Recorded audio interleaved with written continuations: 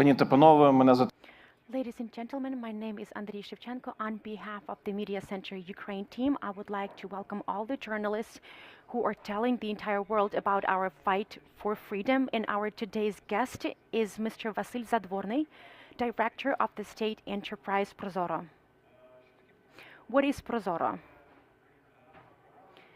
It's a software program and it's an e-auction platform that Ukraine uses for public procurement, and we've been using this system since 2016. Today, on April the 1st, this is 6 years sharp since this platform was used for the first time. And the task of this system was to minimize corruption risk and to utilize taxpayers' money to the best effect. ProZorro has become a world-famous brand. They have received multiple awards and recognitions globally. And today, during this briefing, we would like to find out about how ProZorro operates during wartime. Vasyl, the floor is yours. Tell us more about what has changed for ProZorro since February the 24th. Well, I think that it's true not only about ProZorro, about the entire country, so everything has changed since February the 24th. We do understand that during wartime, you cannot really carry out procurement in the same manner as before the war. So since February the 26th, customers received an opportunity to conclude direct agreements and contracts with reporting in the procurement system. So it's not really about long-term procurement anymore. But what happened to the information on procurement in the defense sector? All the information on procurement in the defense sector is concealed. You can access the relevant section and you will not really find anything. This information is not visible. It's temporarily hidden and concealed, and there's protection there for the aggressor not to be able to get access to this information. And it's true not only about the ongoing procurement, but about all the procurement since the onset of the system. How is the public procurement system operating right now? Most public procurement is taking place directly. There are no open competitions and tenders, and first and foremost, it's related to the need for speed. The number one priority for most customers is not really the efficiency of funds, but more about the speed of ordering. But customers still have the possibility of open procurement, and we welcome that. Because time passes by, we really hope that the situation will stabilize. We do believe in our armed forces, and corruption is still there. So we need to give thought to how we are going to raise funds from the international partners and how we're going to get reparations from the aggressor. Over the time of its functioning, ProZorro has saved about 7 billion USD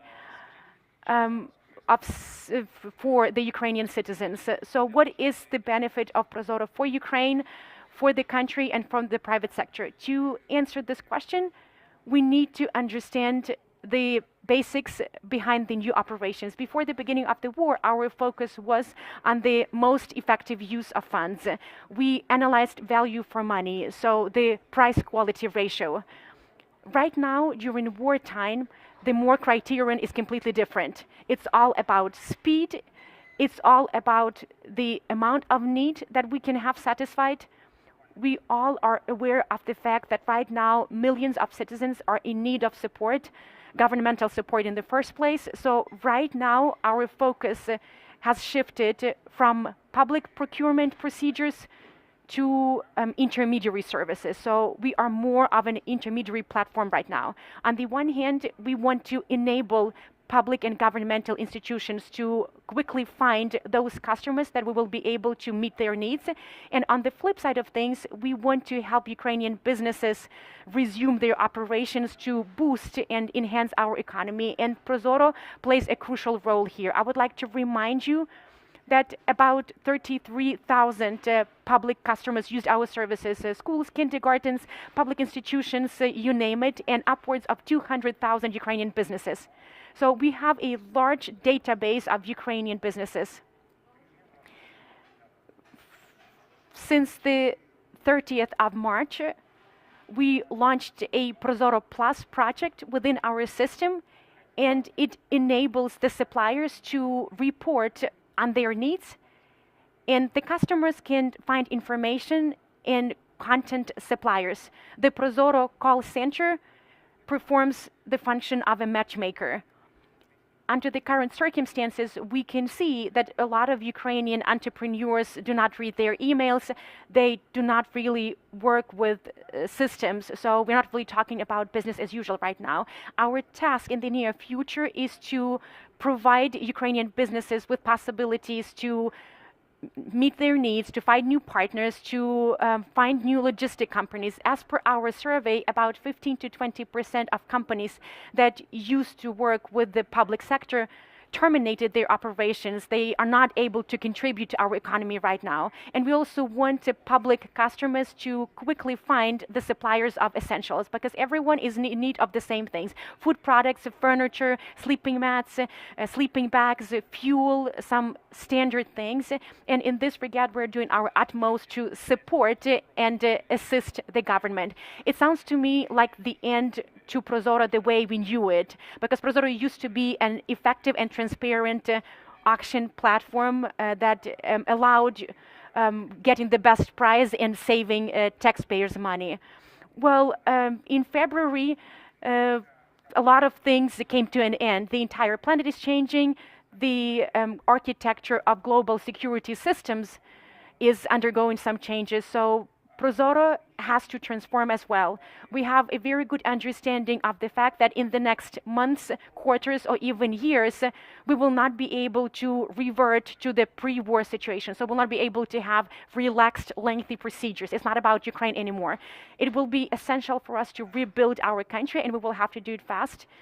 And on the other hand, we will have to implement some safeguards, because we don't want to promote this colossal corruption, because there will be a risk of embezzlement. The rebuilding of our country will envisage enormous funds. So ProZorro as a public procurement platform is not there anymore, but we have taken on a new capacity, and this is true about the entire country. Let's have a look into the future when we win the war, when we get down to the restoration of our country, and that will require colossal budgets with the elevated corruption risks. What can ProZorro do, and how can ProZorro contribute? This is something that we are doing already now, and these are simple things that we started talking about a long time ago. ProZorro can already offer registers of so-called qualified suppliers. So we select reliable suppliers once. These are the suppliers that we trust, that we want to work with. We can add more suppliers, or we can exclude certain suppliers in case of violations. We can also offer the same mechanism of transparency, especially if we're talking about the use of enormous funds, donors' funds. We have a clear understanding of money being spent on projects, services, and goods. As any platform, we can compare orders of citizens on the one hand, and the capacities and capabilities of Ukrainian international businesses on the other hand. And this way we will be able to forge synergies via liberal market mechanisms. How did the war affect you personally and other staff of the company? Fortunately, the staff of ProZorro were affected by the war more from a mental perspective than a physical one. It's hard for me to say something about myself. I don't want to complain. I was not in the eastern part of Ukraine, and I want to take my hat off to those people who are fighting for our country, because the greatest burden is on them. The system did not stop operating for a second. We continue working.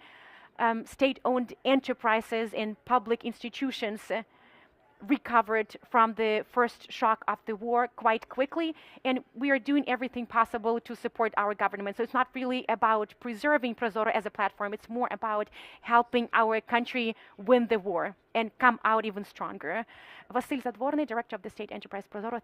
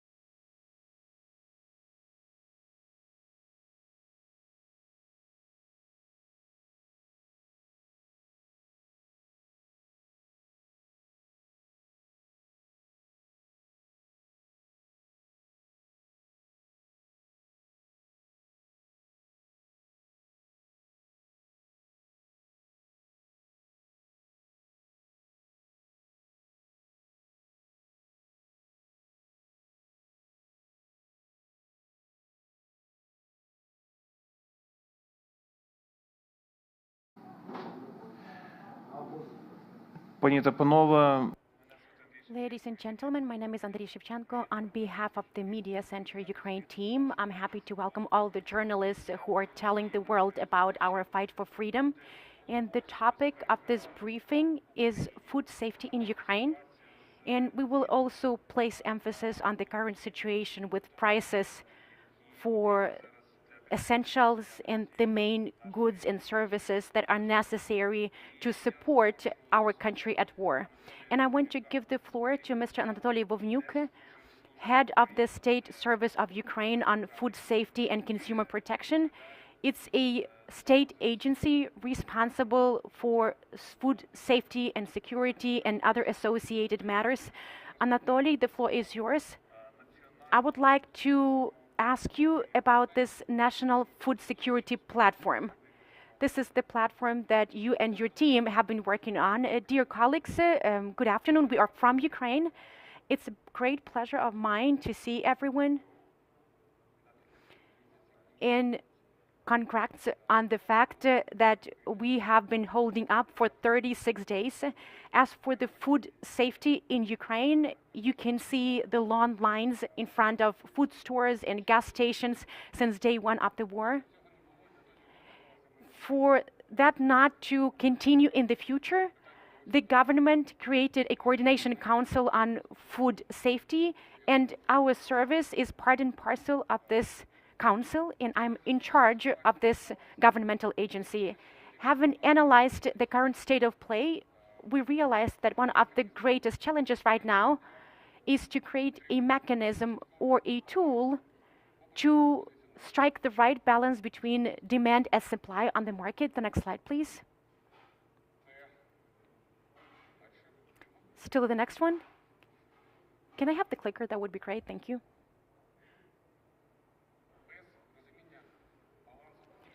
If we do not understand the balance between supply and demand for consumer goods, without a good understanding of the current trends, we will not be able to sustain appropriate food safety. Hence the decision to forge this platform. What are the benefits of this platform?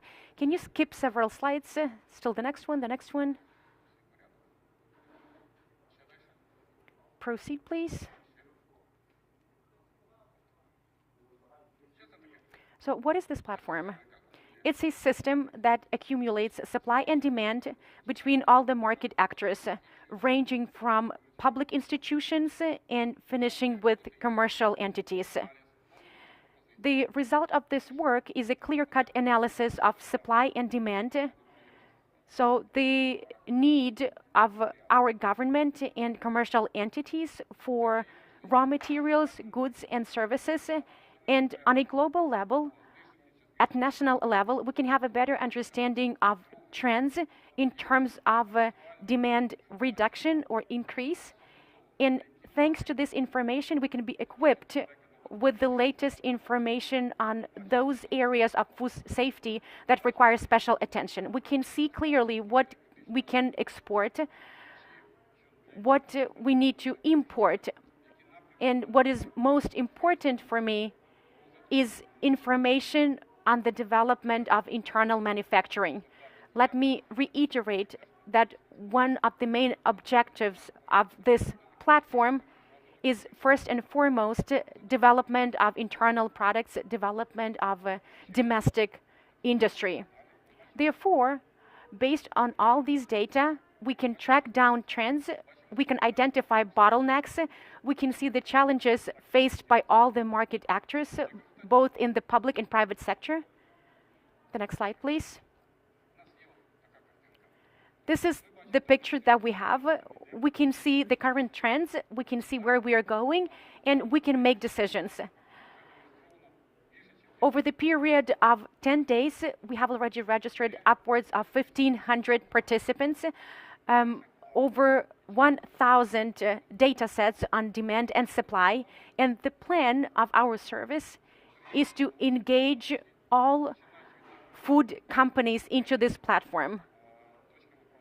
And we want to have their points of sale and agribusinesses This way, we will be able to track down the history of consumption and manufacturing of all consumer goods from the field to the table, from the farm to the fork. This will allow us to plan our needs, to plan our manufacturing, and to manage our risks. We had a short exchange before this briefing, and this is something that I mentioned. Ukraine will be the only country globally with fully digitized food safety, which means that we will be ready to stand up to any future challenges. Anatolii, I want to make sure that we have enough time for the other participants of our briefing, and I also want to have a Q&A session. Now, I want to give the floor to Mr. Taras Vysotskyi, First Deputy Minister of Agrarian Policy and Food of Ukraine. Taras, could you update us on the greatest challenging? Why is it important to continue looking for new tools? Thank you for the invitation. Greetings to all the colleagues. It's true indeed that the platform presented by Anatolii is a tool that can be utilized to implement food safety and security. I would like to remind everyone of the key goals and objectives of food safety. First of all, we want to provide for safe products. We all want Ukrainian consumers to have confidence in what they are consuming. And the second point is related not only to this platform. It's all about safety, it's all about quality, it's all about daily operations of the state service on food safety and consumer protection. Another important factor is to make these products physically available to consumers. And from this perspective, the platform is perfect because you can level off any disbalances. You can identify points of contact between suppliers and consumers. And the third factor of food safety is grounded in the possibility for Ukrainian citizens to be able to purchase those products, or these products should be provided by the government. There are some financial support programs that Ukrainians can tap into via the DIA app, and there are a number of humanitarian programs implemented by the government. Right now, we are buying out basic food products from manufacturers, and these food products are being distributed to Ukrainians for free.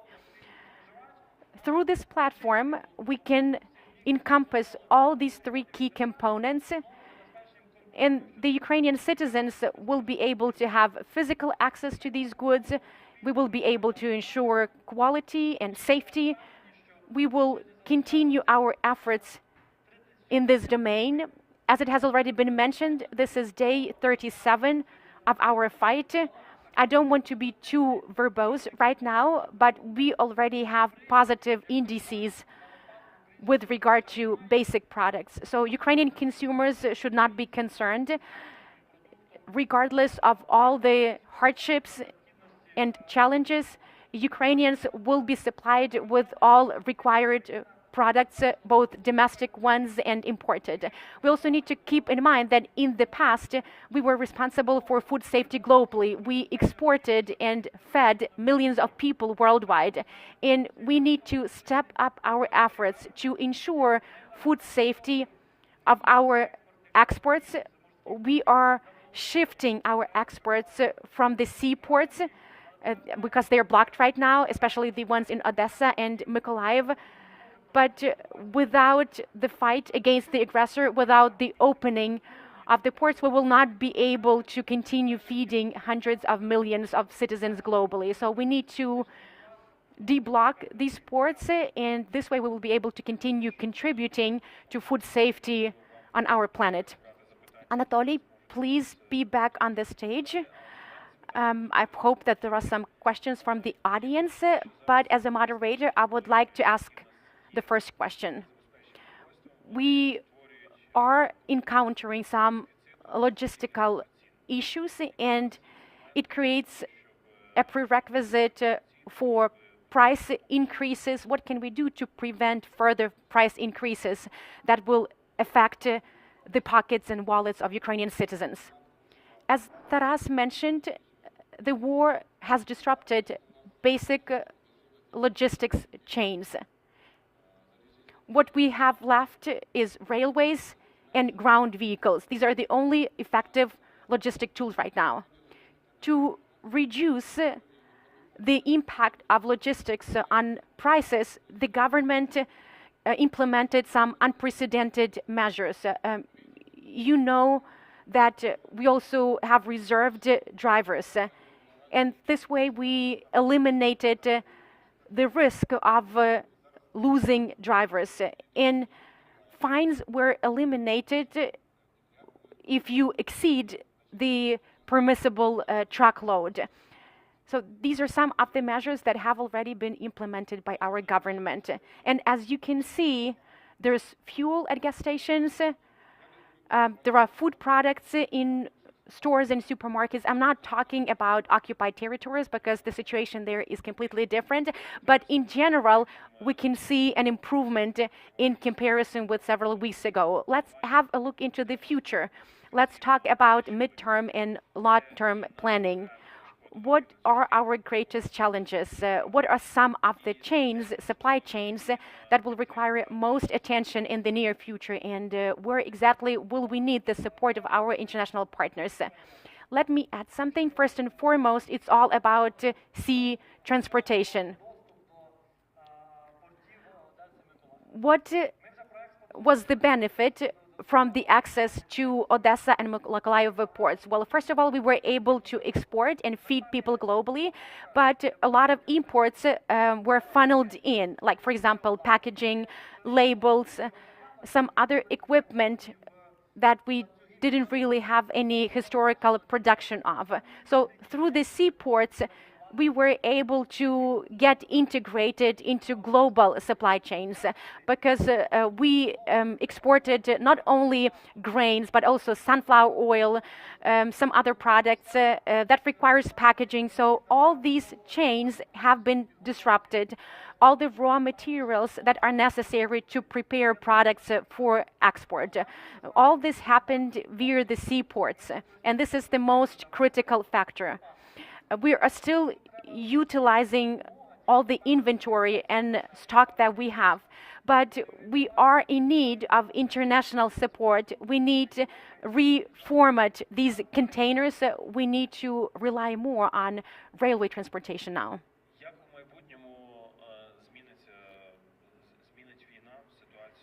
How will the war change the situation on the food market in Ukraine? What are some of the lessons that Ukraine should draw from this crisis? I will talk briefly about production, and Anatolii will talk about control and prices. Well, it's clear that you cannot really brace yourself for all situations, but you need to draw some lessons. Well, right now we can see that we need to change the structure of our sowing campaigns. What was the focus in the past? Two key crops, corn and sunflower, and then rapeseed. We understated the value of such crops as buckwheat, oats, millet. We can see that there's a deficit of these crops. So we need to change that in the future. We need to have proper crop rotations, and this is something that we can already see in action. Some of the changes have already been implemented in the current sowing campaign. And it's important to incorporate differentiation. You cannot really rely solely on two crops. You need to add animal husbandry. You need to create added value products. So these are some of the conclusions that we have drawn as the Ministry of Agrarian Policy and Food. And in the future, we continue taking some measures related to tax privileges, tax incentives. We will continue differentiating, which will make us less sensitive and vulnerable to certain risks and challenging, because the logistic throughput capacity of 1 ton is the same, but a lot depends on the value, because if the value is greater, then it changes everything for the economy. We have already stepped on this pathway, and this is something that we are planning to continue doing. I would like to add something about control. State service on food safety and consumer protection hasn't really shed any obligations related to control over phytosanitary regulations and some other standards and requirements, but there will be less control on our part. In the future, we will serve more as a service or servicing unit for businesses because, as Taras rightly said, the purpose is to manufacture added value products and implement a full supply chain. And that will be our primary focus. We already have some examples when it took us only 2 days to launch a new canned factory. For less than a week, we repurposed a production facility for pet food to manufacturing of cans. The key prerequisites are in place. We have enormous human capital. We have state-of-the-art technological processes. We just need to channel all this into the support for businesses. So our function will shift from that of control to that of advice, guidance, and consultation. That will be our #1 priority. Thank you, Anatolii Vovniuk, Head of the State Service of Ukraine on Food Safety and Consumer Protection, and Taras Vysotskyi, First Deputy Minister of Agrarian Policy and Food of Ukraine. Thank you very much for your participation.